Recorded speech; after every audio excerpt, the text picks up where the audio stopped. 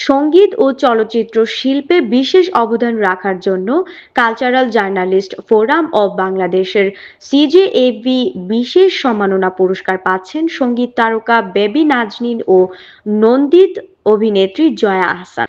বিষয়টি নিশ্চিত করেছেন সিজেএভির সভাপতি এনাম সরকার।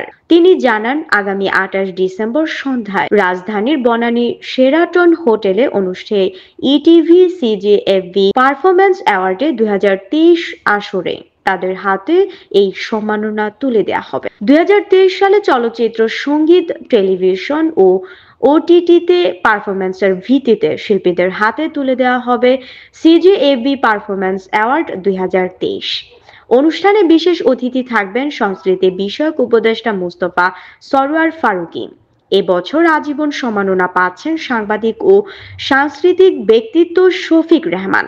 বিশেষ সম্মাননা দেওয়া হবে বেবি নাজনীন, জয়া আহসান ও যমুনা টিভির সিইও ফাহিম আহমেদকে। সিজেএভিকে ধন্যবাদ জানিয়ে বেবি নাজনীন বলেন, সম্মাননা প্রাপ্তি যে কোনো শিল্পীর জন্য গর্বের, আনন্দের। আমরা কোনো প্রতিবন্ধকতা চাই না।